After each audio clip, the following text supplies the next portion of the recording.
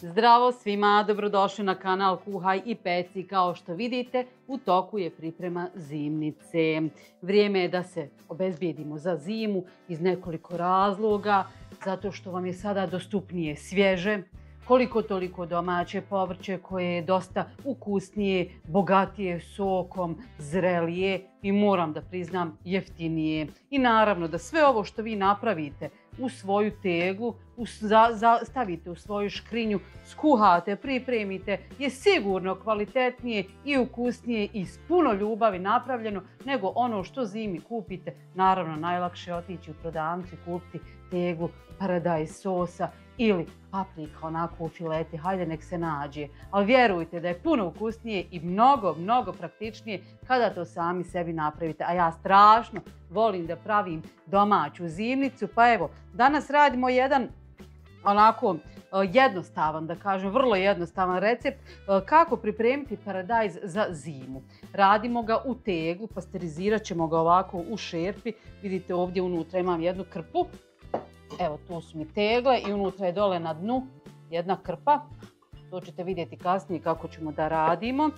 Taj paradajz stavljate u hranu, u bilo koju vrstu hrane u koju bi stavili bilo koju vrstu paradajza. Da li je to kečap, da li je to paradajz iz tube, da li je to iz tetrapaka, na pelet, šta god želite, znači možete zamijeniti sa ovim paradajzom. S tim da je ovaj paradajz obogaćen, znači dodatno sa listom celera, listom peršuna. Ovdje imam 2 ljute papričice pa ću samo pomalo od vrhova otkinuti da dodam, eto čisto malo da zaljutim taj sos. I ovdje imam glavicu bijelog luka, 1, 3, 4 čehna ćemo otkinuti. Naravno tu idu još so, šećer, vidjet ćemo šta sam još tamo zapisala sebi u svoj rokovnik, sve u mene to stoji fino složeno da ja ne bi slučajno lutala i tražila i pogriješila recept, nije svaka zimnica ista. Sve smo oprali, sve je spremno, rukavice su tu da se ne isprljamo. Sada ćemo svaki paradajz da ogulimo. Ovo je domaći paradajz, nimalo lijep na izgled, ali je jako ukusan, sočan i što je najvažnije, nije prskan. Ukoliko nemate baš onako živaca i žurite da ogulite paradajz bi trebalo sada u neku širu, možda tepsiju, poredati, zalijete ključalom vodom, sačekate 10 sekundi, izlijete tu vodu pa zalijete ledenom vodom. Međutim, ja imam vremena, ja to po istihatu, što kažu, polako, tavijatli radim i zato sada krećem sa poslom. Evo vidite kako on izgleda unutra, a neko bi rekao da je skroz zelen, a u stvari nije. Sada ćete paradajz koji ste očistili narezati na kockice. Vrlo je bitno da je oljušten koliko toliko, koliko god možete, oljuštite ga i narežite na kockice. I tako ćete sve do kraja. Ja to malo ovako prevučem nožem, vidite po površini pritisnem i onda vam malo korca lakše ide. Eto, svašta se može naučiti za života, ja tako naučila. Nakon što smo pripremili paradajz, sada idemo sa peršunom i celerom. Celer skinite sa ovih debelih stabljika, skinite samo list.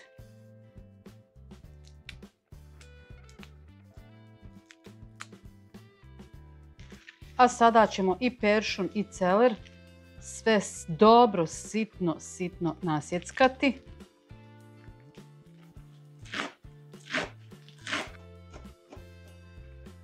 Nakon što smo nasjeckali peršun i celer, prebacujemo ga u paradajz.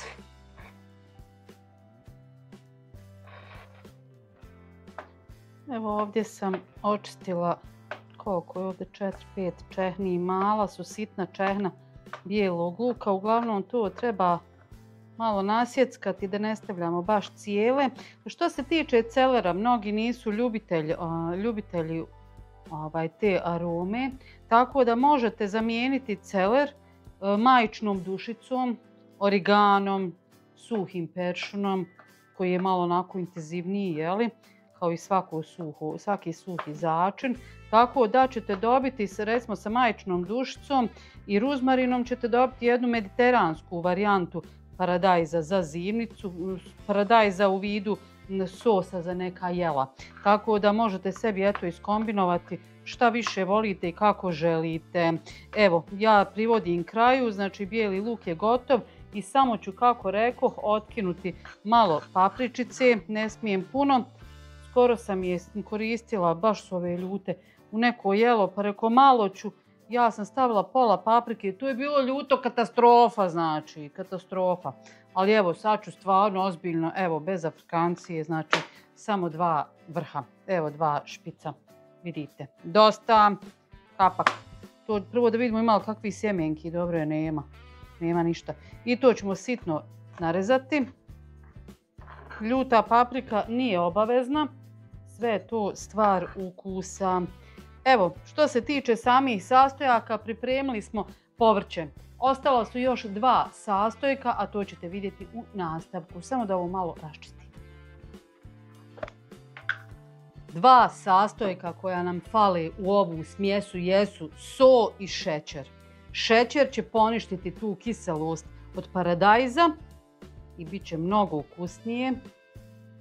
Ide ista količina, 1 kašika šećera, 1 kašika soli. Naravno, čajna kašika, ne supena, na ovu količinu koju ja pripremam. To ćete sada sve dobro da izmiješate.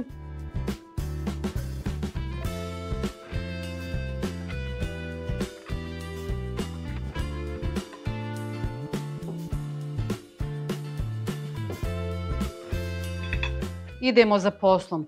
Tegle trebaju biti čiste, sterilisane. Ja sam to već uradila u rerni, zato i držim poklopljene da mi ne bi štogod kakve prašne ušlo. Kako ćete sterilisati? Tako što ćete otvorene ove tegle i poklopce staviti u tepsiju i držati u zagrijete rernu na 100 stepeni i onda držite na 120 stepeni oko 15 minuta da se tegle dobro zagriju i ono što ne treba da bude u njima da nestane. Znate vrlo dobro na što mislim. Idemo mi za poslom. Ovo smo dobro izmiješali, vidite kako već pušta sok, paradajz od soli. Evo vidite, ali sve ćete vi to ravnomjerno vaditi u svaki galon.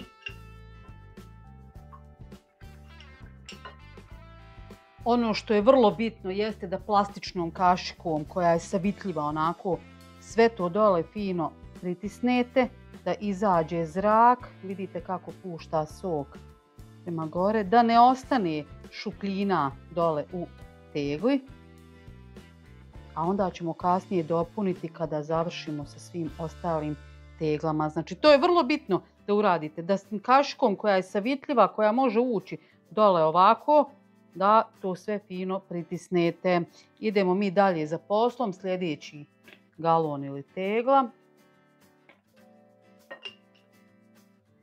Evo sve sam završila, samo da još fino zaklopim. Evo vidite, dobila sam 3 ove tegle od količine sastojaka koje sam ja pripremila. Sve ćete imati naravno u opisu videa. Ja ne pripremam puno zimnice, pripremam ono što volim u manjim ovako količinama da imam zimi da očefim, što bi rekla, da mi zamiriše. Tako da ovako pripremljenu zimnicu, bez obzira da li koristite frižider, ja sve držim u frižideru, može stajati i 2 godine bez ikakve promjene. Znači samo je bitno da je na hladnom i na tamnom mjestu. Sada ćemo mi to fino sve da zatvorimo. Dobro moraju biti zatvoreni galoni ili tegle, poklopci upotrebljeni sad prvi put. Znači ne smiju biti oni stari što ste nožem ovako otvarali pa da uđe zraka. Sad kad se bude kuhalo i vode u ovo, nipošto. Znači sve je dobro, provjerim je li sve ravno, sve ok i stavimo u ovu šerpu. Taman će biti evo dovoljno mjesta da se ne guraju. I sada ćemo tu nasuti hladnu vodu. Vodu sipate do ovog ruba. Znači ne da prelazi rub otvora, nego do ruba tegle.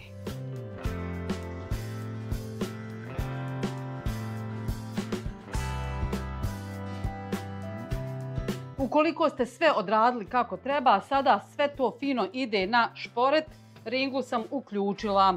Dakle, čekamo da voda proključa. Nakon što voda proključa u šerpi, imate 30 minuta do 35 minuta maksimalno.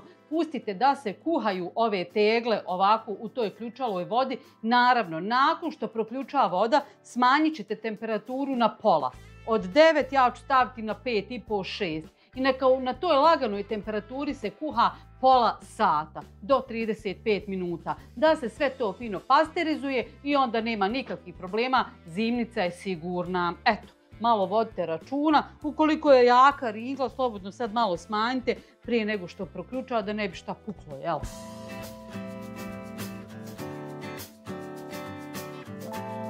Nakon 30 minuta kuhanja, šerpu sklanjamo u stranu, ugasimo šporet i ostavimo da se hladi ovako u šerpi. I eto ga, paradajz za zimu je spreman. Pitate se kako bi mogli da iskoristite recimo jednu ovu teglu baš ovakvog paradajza. Pa evo zamislite da ste izdinstali mljeveno meso. Zašto ćete ga upotrijebiti? Šta ste htjeli da napravite? Možda bolonjez? Super, odlična ideja. Evo, dodat ćemo jednu ovu teglu paradajza baš u to dinstano meso i dobit ćete super sos za bilo koju vrstu tjestenine. Čak takvu pripremljeno meso, vrstu bolonjeza da kažem, možete iskoristiti i u lazanji. U bilo što vam se, što vam ide tako od instano meso, zašto biste ga inače koristili. Tako da jedna od super ideja kako iskoristiti baš ovaj paradajz. Naravno tu je i čorba, tarhana ili bilo koja druga supa u koju dodajete paradajz. Obavezno i toplo preporučujem da napravite ovu zimnicu. Eto, ako vam se dopada recept, prije svega podijelite ga sa svojim prijateljicama, neka i one pripreme sebi bar 2-3 tegle za zimu, onako domaće, mirisne i ukusne zimnice. Lajkajte, prijavite se na moj kanal ukoliko to niste, pa se gledamo opet. Ćao!